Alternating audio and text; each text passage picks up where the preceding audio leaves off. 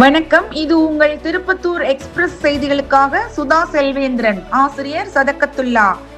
கடந்த தேர்தலில் பாஜகவிடம் அதிமுகவை அடகு வைத்தார்கள். இந்த முறை பாஜகவிடம் அதிமுகவை விற்றுவிட்டார்கள். அதிமுக வெற்றி பெற்றால் பாஜக டெல்லியில் இருந்து ரிமோட் கண்ட்ரோல் மூலம் தமிழகத்தை ஆட்சி செய்வார்கள். சிவகங்கையில் உதயநிதி ஸ்டாலின் பேச்சு. சிவகங்கை சட்டமன்ற தொகுதியில் உதயசூரியன் சின்னத்தில் போட்டியிடும் முக்குளத்தூர் புலிப்படை அமைப்பாளர் கருணாஸை ஆதரித்து துணை முதலமைச்சர் உதயநிதி ஸ்டாலின் பிரச்சாரம் செய்தார். அப்போது சிவகங்கை தொகுதியில் நிறைவேற்றப்பட்ட திட்டங்களையும் தேர்தலுக்கு பிறகு செயல்படுத்தப்பட உள்ள திட்டங்களையும் எடுத்து கூறினார்.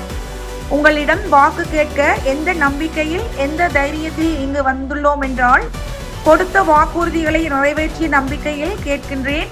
மகளிர் உரிமை தொகை, கோடைக்கால சிறப்பு நிதி ரூபாய் 5000, 1,31,00,000 கோடி மக்களுக்கு வழங்கியுள்ளோம். காலை உணவு திட்டம், மாணவ மாணவியர்களுக்கு கல்வி உதவித்தொகை, புதுமை பெண் திட்டம், தமிழ் புதல்வன் திட்டம், 10 லட்சம் மாணவர்களுக்கு லேப்டாப் திட்டம் என எண்ணற்ற திட்டங்களை எடுத்துரைத்தார். டெல்லி அரசு நமக்கு ஏதாவது உதவி செய்திருக்கிறார்களா? நம்ம கேட்கிற நிதியை கொடுத்திருக்கிறார்களா? கல்விக்கு உள்ள நிதி வரவில்லை. ஒன்றிய அரசு பட்ஜெட்டில் தமிழ்நாட்டிற்கு என்று எந்த திட்டமும் இல்லை. மோடியும் அமித்ஷாவும் தமிழ்நாடு வருகிறார்கள், நிதியோ திட்டமோ வருகிறதா என்று கேள்வி எழுப்பினார். அதிமுக அடிமை கூட்டத்தை கூட்டிக் கொண்டு தமிழகம் வருகிறார்கள், தமிழ் மக்கள் ஏற்க மாட்டார்கள் என்றவர் அதிமுகவை கடந்த தேர்தலில் பாஜகவிடம் அடகு வைத்தார்கள். இந்த முறை அதிமுகவை பாஜகவிடம் விற்றுவிட்டார்கள் என்று கிண்டல் அடித்தார். சுயமரியாதை உள்ளவர்கள் தாய் கழகம் நோக்கி வருகிறார்கள் என்றும், அதிமுக வெற்றி பெற்றால் பாஜக டெல்லியில் இருந்து ரிமோட் கண்ட்ரோல் மூலம் தமிழகத்தை ஆட்சி செய்வார்கள் என்றும், எனவே மீண்டும் திமுக நல்லாட்சி தொடர 19 நாள் பிரச்சாரத்தை தீவிரப்படுத்தி ஒவ்வொரு வீட்டுக்கும் ஒவ்வொரு வாக்காளரையும் சந்தித்து ஏன் திமுக வர வேண்டும், எனவே மீண்டும் திமுக நல்லாட்சி தொடர 19 நாள் பிரச்சாரத்தை தீவிரப்படுத்தி ஒவ்வொரு வீட்டுக்கும் ஒவ்வொரு வாக்காளரையும் சந்தித்து ஏன் திமுக வர வேண்டும், ஏன் அதிமுக வரக்கூடாது என்பதை மக்களிடம் கொண்டு சேர்க்குமாறு தொண்டர்களை உதயநிதி ஸ்டாலின் கேட்டுக்கொண்டார். மகளிர் உரிமை தொகை நம்முடைய தலைவர் வாக்குறுதி கொடுத்திருக்கிறார். மீண்டும் ஆட்சி அமர்ந்த உடனே 1000 ரூபாய் மகளிர் உரிமை தொகையை 2000 ரூபாய் உயர்த்தி கொடுப்பாங்க வாக்குறுதி கொடுத்திருக்கிறாரு. முதலமைச்சர் காலை உணவு திட்டம் 5ஆம் வகுப்பிலிருந்து 8ஆம் வகுப்பு வரைக்கும் விரிவுபடுத்தப்படும் வாக்குறுதி. 10 லட்சம் இளைஞர்களுக்கு வேலை வாய்ப்பு வசதி வழங்கப்படும். மகளிர் சுய உதவி குழுக்களுக்கு பிணை இல்லாம, அதாவது கேரண்டி இல்லாம 5 லட்சம் ரூபாய் வரைக்கும் லோன் வழங்கப்படும். இப்படி பல்வேறு வாக்குறுதி கொடுத்திருக்கிறோம். அடுத்த 5 வருஷத்துல 10 லட்சம் கலைஞர் கனவு இல்லம் கட்டப்பட்டு வீடு இல்லாதவங்களுக்கு வீடு வழங்கப்படும் வாக்குறுதி கொடுத்திருக்கிறோம். ஒரு முக்கியமான வாக்குறுதி கொடுத்திருக்கிறோம். உங்களுக்கு தெரியும், ஆட்சி அமைச்ச உடனே முதலமைச்சர் அவர்கள் ஒவ்வொரு மகளிர்கிட்டையும் ஒரு 8000 ரூபாய் மதிப்புள்ள ஒரு கூப்பன் கொடுத்துருவோம். நீங்களே போய் கடையில உங்களுக்கு பிடிச்சமான பொருள், வீட்டுக்கு தேவையான அந்த மின்சாதன பொருட்களை நீங்களே வாங்கிட்டா, டிவி வேணா டிவி, ஃப்ரிட்ஜ் வேணா ஃப்ரிட்ஜ், வாஷிங் மிஷின் வேணா வாஷிங் மிஷின், உங்க விருப்பம், உங்க சாய்ஸ் முதலமைச்சர் சொல்லிட்டாரு. இதெல்லாம் நடக்கணும்னா வர சட்டமன்ற தேர்தலில் நீங்க மிகப்பெரிய வாக்கு வித்தியாசத்துல கருணாஸ் அவர்களை ஜெயிக்க வச்சு சட்டமன்றத்துக்கு அனுப்பணும். அனுப்புறீங்களா?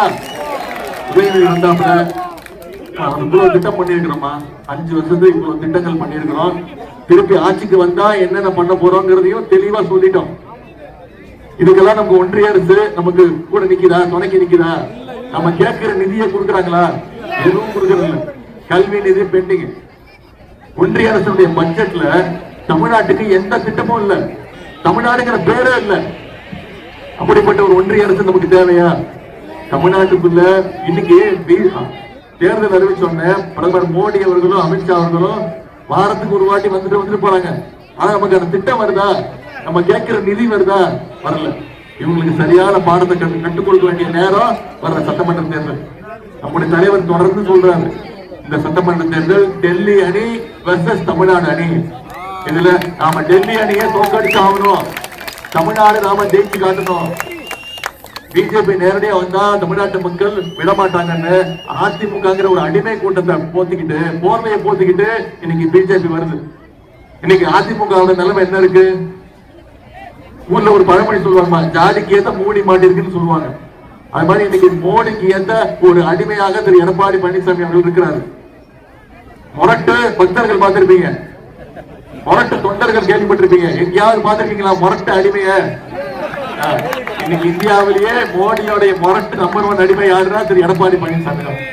அதனாலதான் இன்னைக்கு அதிமுக இருக்கக்கூடிய பல தலைவர்கள், சீனியர் தலைவர்கள்லாம் இன்னைக்கு தாய் கழகத்தை நோக்கி நம்மளை நோக்கி வர ஆரம்பிச்சுட்டாங்க.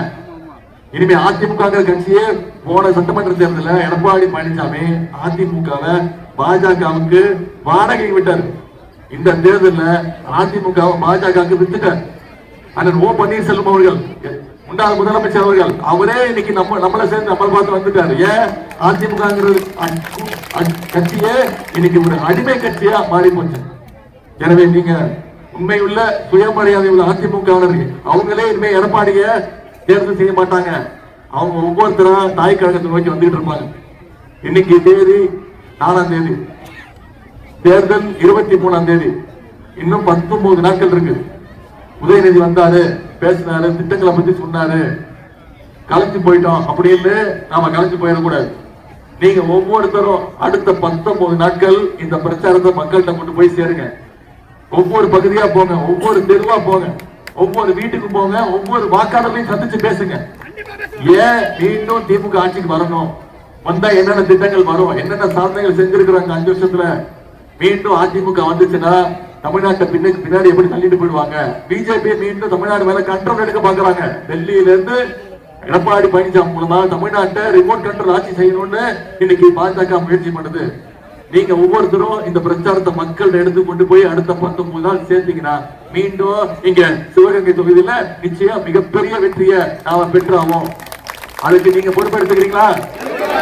நிச்சயம் செய்வீங்களா?